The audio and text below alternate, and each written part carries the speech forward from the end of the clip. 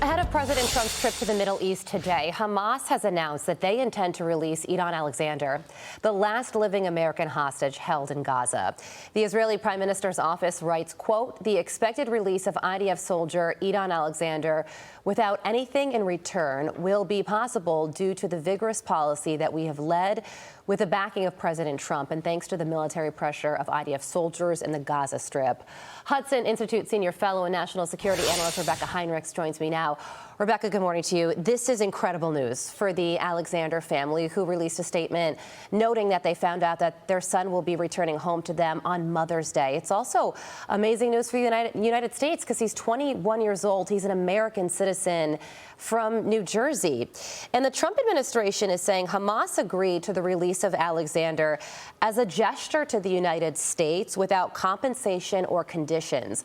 The reason this happened is because of United States negotiating directly with Hamas, and Israel didn't even know that this specific conversation was taking place. Does that strike you as significant? It is significant. First of all, incredible news, very exciting for Edan Alexander's family. Every time I talk about the issue of Hamas and Israel, I try to mention Edan Alexander, our American citizen from New Jersey, 21 years old.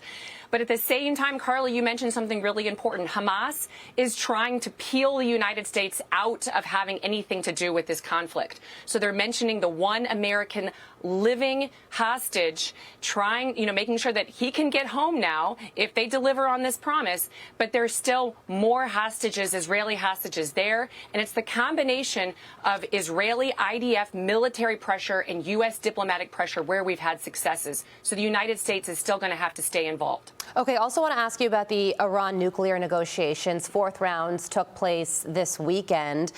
Both sides said that they went well. And yesterday, Iran's foreign minister said Iran is open to adjusting the amount of enrichment it does as a confidence-building measure. When you hear that, it's not something that Iran says every day. What do you think?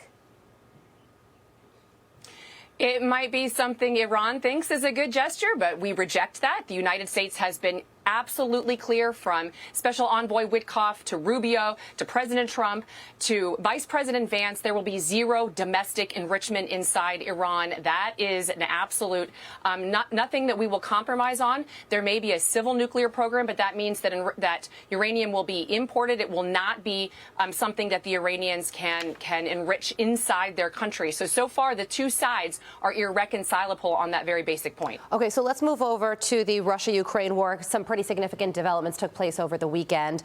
Vladimir Putin rejected the idea of a 30-day ceasefire, but in exchange said that he wanted to meet with Ukrainian officials in Turkey on Thursday. And Vladimir Zelenskyy said yes, that he will go to Turkey to meet with Vladimir Putin. It sounds like this could be really a test on if a negotiation can be made here.